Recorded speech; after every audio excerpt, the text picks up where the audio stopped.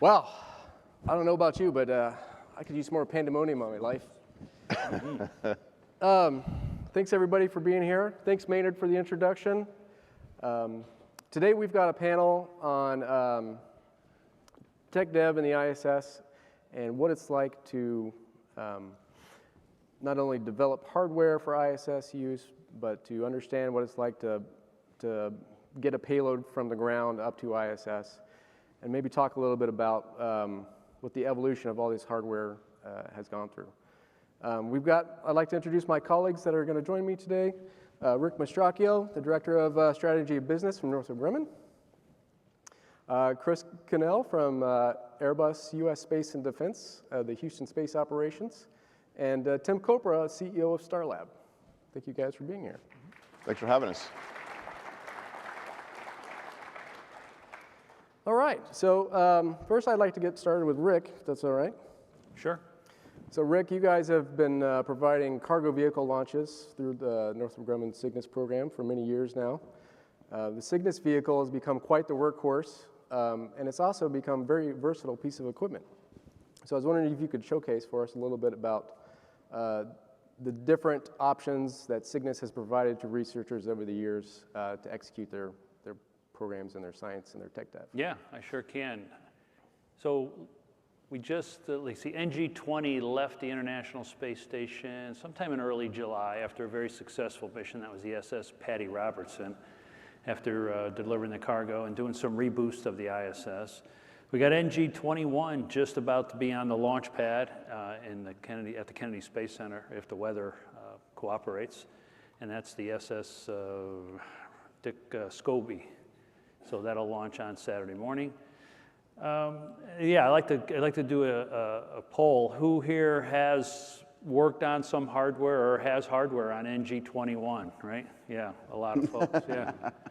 So yeah, just about a lot of folks here have been involved in Cygnus launches in a lot of ways.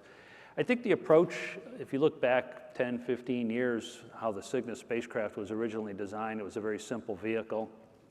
Primarily take cargo up, take trash away, and it worked really well. But over the years, and I think this is a real model for folks to take into the future, is you don't have to build all your bells and whistles into your vehicle on day one. What we've did over the years is we've added powered payloads, we've added reboost capability, we've added more volume to the vehicle. In fact, NG-21 will launch this week, NG-22 about 6 months later, and then NG-23 is actually going to be a much bigger spacecraft. It's going to be another barrel added to make it 25% bigger. So it's growing, where it's going to now it's going to send 5,000 kilograms into orbit, and this is one of the steps we're taking towards a commercial version of Cygnus. Volume and cargo up are going to be very important. Some of the other things we're doing right now is we're adding docking capability to the spacecraft, and we're also, of course, trying to understand what our customers want and what our customers' customers are going to want for commercial LEO, and then, of course, ISS and commercial space stations, so that we can then make additional enhancements. But again, the takeaway, in my opinion, is you need to walk before you can run. Don't try to develop that technology on day one with every bell and whistle, and I think this is a good lesson learned with the Cygnus spacecraft. All right, thanks, Rick. Chris, I'd like to turn to you. You've got one of the newest commercial facilities on board ISS called the Argus. I was wondering if you could tell us a little bit about that and its capabilities. Yeah, sure. So first off, thanks for having me. Just to give a quick background on Argus and the Bartolomeo platform, I tend to always assume everybody knows this, but I'm usually wrong. So, we have a platform on the ISS now, the Bartolomeo platform, which is an external payload hosting facility as part of the CSP program with ISS National Lab to host various external payloads, 8 locations on the platform, excellent viewing capabilities, good power data, all of that. Well, part of what we found as we started dealing with the payload community that in lots of cases, smaller is better. And with that, we kind of decided to develop this Argus multi-payload carrier, which allows us to use one of the payload slots on Bartolomeo and subdivide that into up to 10 different payload. So it's a way to do cost sharing, resource sharing, and a way to accommodate different different payload customers, kind of across the spectrum. And that's been, a really important development within that. And actually, we're seeing a lot of our demand really being focused around the Argus. And as you mentioned earlier, it's interesting with the three of us sitting up here. We have one Argus plate that flew up on an NG flight earlier. We have another one flying this weekend.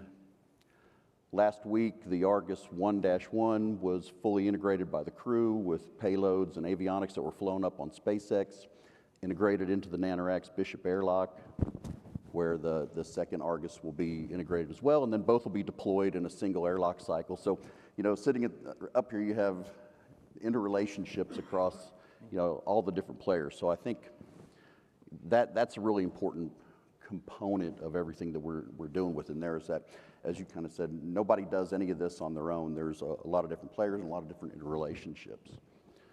So Argus itself, as I said, it just allows us to kind of broaden our payload hosting options. I always say we could fly anything from something the size of a loaf of bread to a washer dryer. So there's a lot of different options, and I think that speaks to what the commercial market is really looking for, because there's no one standard that fits everybody. Yeah, that's a good point. You brought up a good point about the whole synergies we have going here. You're launching on an NG vehicle. You're going out the airlock provided by Nanoracks. So that's, kind of a neat thing in itself. We've got multiple implementation partners, commercial service providers working together to execute the research. So Tim, why don't you tell us a little bit about the new commercial airlock and how Nanoracks evolved to an organization that was started with internal payloads and worked our way up to building commercial elements for space stations. Yeah, thanks a lot. I appreciate the question. So, Nanoracks started, I guess, around a dozen years ago, and really was one of the first companies to bring commercial products to the International Space Station. Started with little cubes that had experiments, and then eventually, to your point, we built the Bishop airlock. I like to say it's the only commercial real estate on board the International Space Station, completely built on Nanoracks' dime. And then since then, it's a great platform, and as we've talked about, we can take out the Argus platforms. We just deployed the Gatai robotic arm recently. We'll be bringing that back in. We've deployed trash, and so it's a really useful tool, and frankly, it's a mechanism by which we can evolve when we have commercial space stations, really evolve designs instead of starting from scratch. So one of the things that is important in connection with the airlock is what we do at Nanoracks, and that's the entire value chain of getting things to space. It's the ideation, design, build, assemble, and test, and working through NASA and CASIS in order to make all of that work. Yeah, that's great. That brings us to our next point, ideation, part of the whole process. So I want to kind of jump back to some of our new researchers out there. Can you kind of walk us through what it takes to cultivate a new experiment to utilize your hardware? How much time and effort goes into just developing the concept, the idea, before it even gets to paper and begins integration with NASA teams? It's a great question. It depends on how much time you have. Yeah. Because if you have a lot of time, you'll use a lot of time. One example of moving very quickly, we did 3 experiments for the time the Saudi Space Commission, and the Saudi Space Commission didn't exactly know what they wanted, and so we had to work with them and actually change the design at a very late date. So it can be a matter of months, it could be much longer, it depends on the complexity.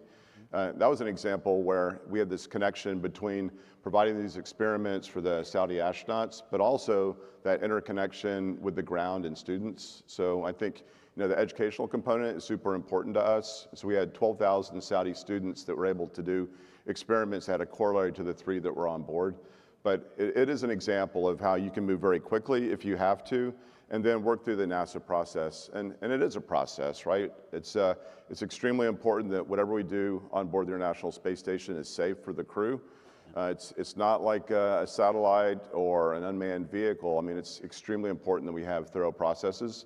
Not to say we couldn't figure out how to do it faster and more efficiently, but it's an important component. And I think we all know that our community is extremely tight and extremely small. in comparison to a lot of other communities. And what that means is that relationships are super important, and building the trust with all the different teams. I think the trust factor actually helps things move faster when there's confidence that what you're doing is going to meet the intent. So I want to touch on the international thread a bit, since Airbus has got an international parent company. So Chris, when you're working with the national lab and through CASIS for the Argus payloads, has there been challenges along the way with setting that business operation up with your parent company? What's it like working with both U.S. and a European stakeholder, if you will? Yeah, there's some certain nuances to that. So I would say for the Argus business model, that was a little more straightforward because the Argus platform itself was all designed and built here in the U.S. through our Houston office. So we have a little more autonomy in terms of how we work with the national lab and how we process payloads. These are U.S. payloads processed through these same utilizing U.S. resources. Now it gets a little complicated with, I won't say complicated, I think there's just more players involved, right? So the fact that Bartolomeo is attached to the Columbus module, which is with the ESA module, there's some certain other steps that we have to go through at times to make sure that we're everybody's providing the right resources to the right payloads and they're within their barters, and a few extra steps in there, and safety, you have to make sure that you're satisfying the safety requirements on both sides. But I will say it's been less of a struggle than initially envisioned. I think the National Lab's been really good at working with us to host all the payloads that we've pushed through the system. And I think we basically just see the same types of challenges that most any other CSP would see in trying to work through this commercial model. And that's probably not enough drama for the answer you're looking for, but it really hasn't been, at least in the utilization phase, hasn't been very burdensome, quite frankly. But early on in the development and the design phases and in the early discussions, there was a lot to work through. But once that's in place, it moves pretty smoothly. I'm glad it's moving smoothly. That shows, it's a testament to the way we've been able to grow and work together as a community. Well, yeah, I think there's a realization that this is the way these things have to work, right? These are going to be international collaborations moving forward, and we have to accommodate all the different requirements or all the different capabilities and constraints, but it's not at all insurmountable. It's just a process. So, speaking of working with other, within large companies, so Rick, Northrop Grumman's a fairly large company with many different business units. They all have independent goals. And different parts of Northrop Grumman were actually able to utilize the Cygnus vehicle to meet some of their own needs. I was wondering if you could tell us a little bit about those projects. Yeah, the Cygnus spacecraft has, like I said earlier, has quite a few different capabilities. Some external payload capability. Of course, it has the large pressurized cargo going up. So we get requests, actually, we get many requests throughout every year of folks inside Northrop Grumman, but also outside Northrop Grumman, say, I want to fly something on your vehicle. And so really, there's a couple of paths there. Since we are under contract with NASA, and NASA has basically bought out the vehicle, the easiest path is that we send them to CASIS or to the NASA program folks and say, hey, work with them, and they'll manifest you on a Cygnus. But we have to start thinking from a commercial perspective in the future. What that will be is that'll be another customer coming to utilize the Cygnus in some small way. So we have to be ready to do that outside of the primary customer. But yeah, we have a lot of capabilities where we could bolt sensors on the outside of the station. Sometimes we get really more extreme requests, like I want to bolt an engine onto the outside of your vehicle, or a nuclear engine or something like that. So we got to be careful. Everybody wants access to space. That's very important to a lot of folks who are trying to do things. And the Cygnus, on its regular cadence, a couple of missions a year, provides great access. And so people are looking to take advantage of it. So, shifting gears a little bit, Tim, you guys recently, you talked about it a minute ago with the Gitai robot arm. That's kind of been a partnership that's been growing over the years. You did an internal test first, but you've now done this big external arm. I was wondering if you could tell us about that program and how that relationship has grown over the years and maybe what's next with that program. Yeah, so there's certainly potential to have next steps with them, and we're closely coordinating with them. But it started out just doing an experiment inside the pressurized volume, isolated from station. And the great thing about the Bishop Airlock, you can use it as an isolated pressure vessel, you can use it as a vacuum, or you can deploy it like we did finally with the Gatai arm. But the first demonstration was really showing how they can do their AI assembly of different components. And then once that was proven out, taking it outside and doing a much more ambitious task. But there's someone to watch. If you look at some of their videos online, they're moving at a really rapid rate. It's a pretty unique capability to have robots in space. I'm very familiar with MDA Space. In fact, we're partnered with them as part of Starlab Space, and I spent a couple of years working there. A lot of respect in terms of their capability and the confidence you can have, especially when it's in conjunction with people. But it's great to see these new companies really start to gain traction and apply their expertise and a lot of AI. I know it's a buzzword, but like no kidding, they're implementing that in a way that I think will be really transformational for space robotics. Yeah, I think it's a great story of how people are using the ISS to advance their technology development and get to that next level. You talked about AI. You guys recently just announced a partnership with Palantir to help improve the operations. I was wondering if you could just tell us real quickly what that's all about. Yeah, we're very excited about this partnership with Palantir. If you think about all the operations we do on board the International Space Station, we've really done an amazing job. And I say we, the community, in terms of the operations, but it's at the cost of hundreds and hundreds of people.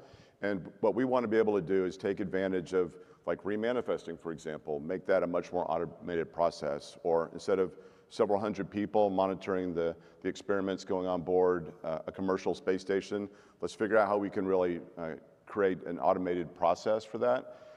For crew time, crew time on board space station is an extremely valuable resource, and sometimes it's done very efficiently, sometimes less so, just because it's a very complex responsibility to organize all the crew time. So if you can have AI be able to really come up with an optimized solution, that's important. And then the next phase is really to have a digital twin. We'd love to advance the technology, just like Department of Defense has done when it comes to conditional maintenance. If we can have insight into failure modes for hardware and be able to plan for that in advance, I think we can have a much more OpEx efficient space station. Oh, that's fantastic. Really looking forward to seeing that in action.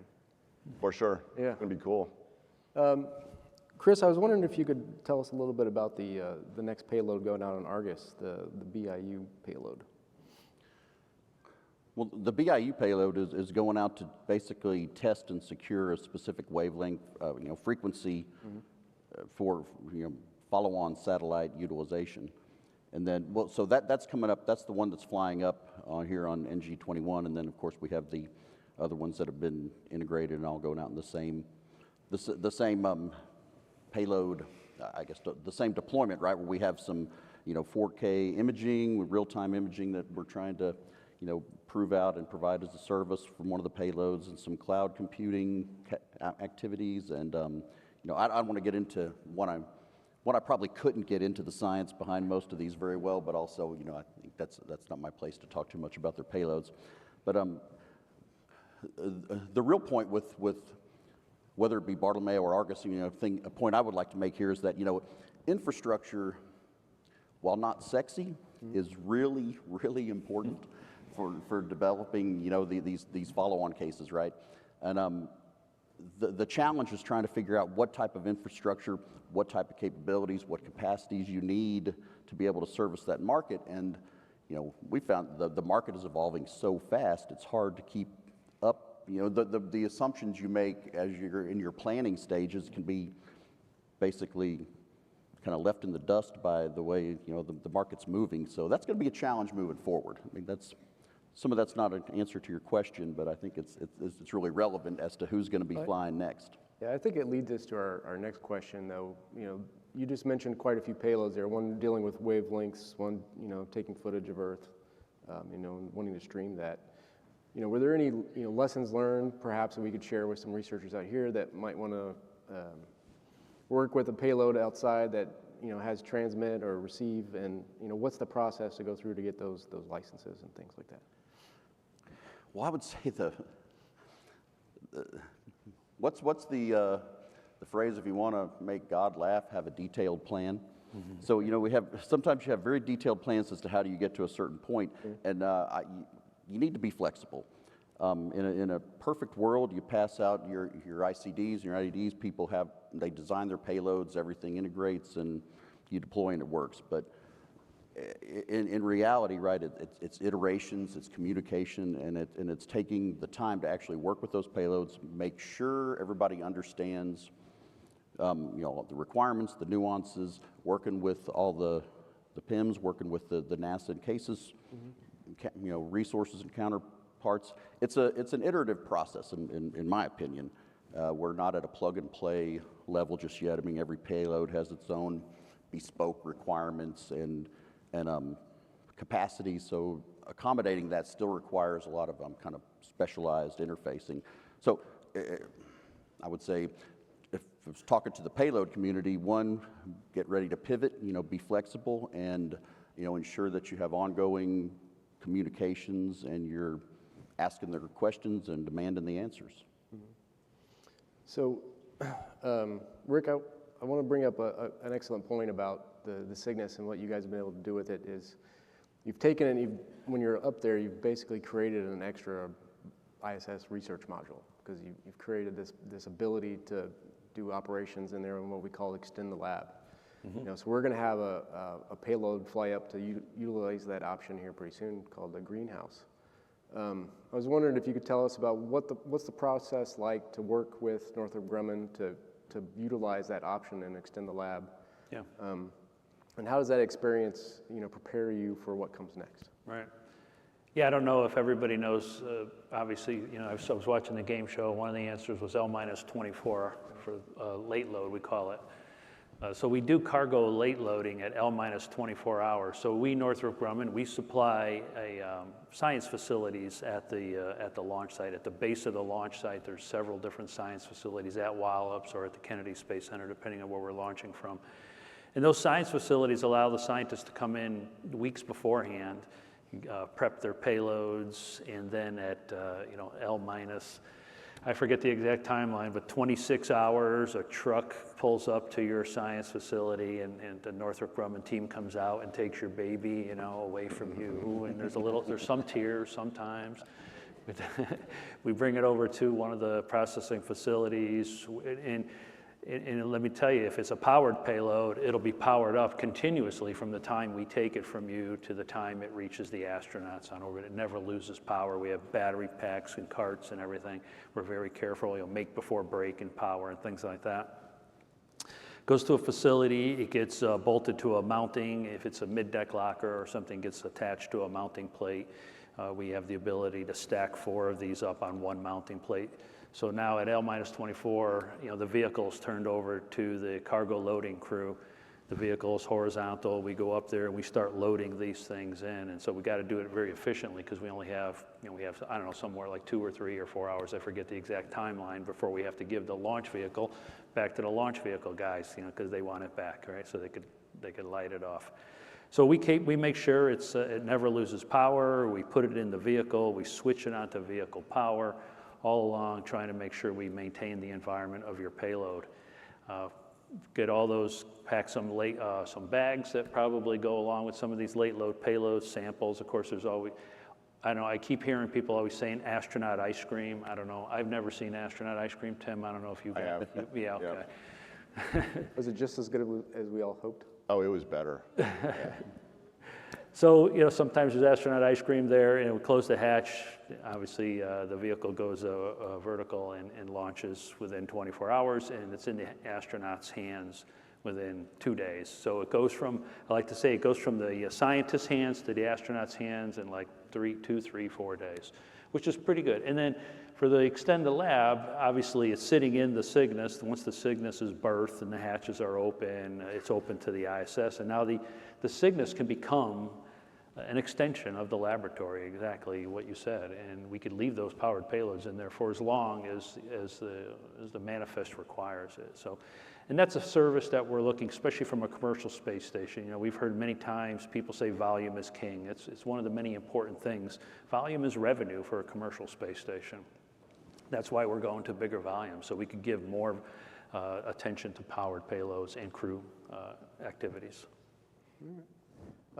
We have a few minutes. You guys want to open it up to the floor and maybe do some Q&A? Sure. with You bet. folks? Is there anybody out there that has some questions for us?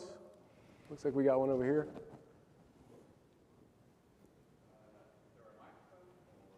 We can hear you. Just speak up. Liam.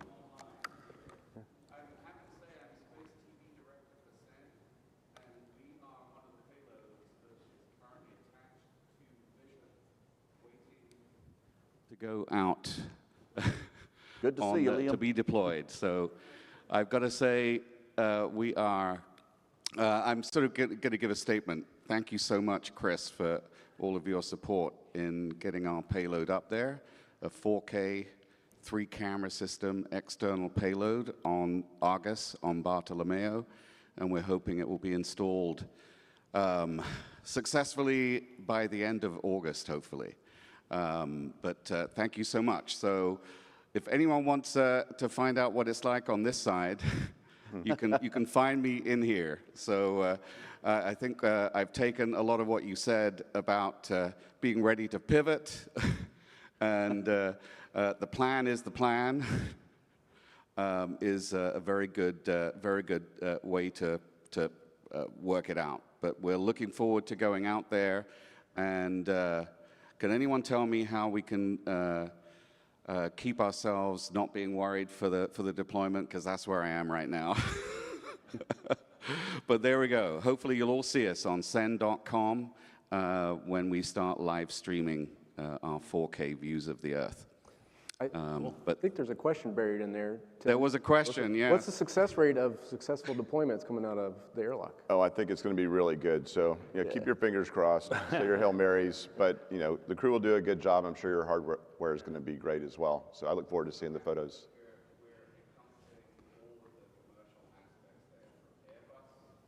Yep.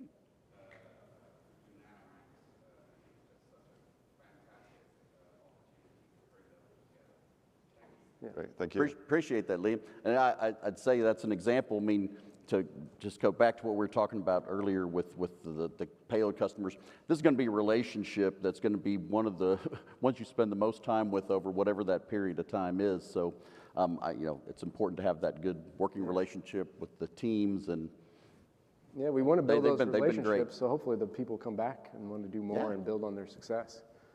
Any more questions out there? All right, I don't see any hands. Do you have any questions for Rick? For Rick? Like really embarrassing questions? Yeah. Yeah.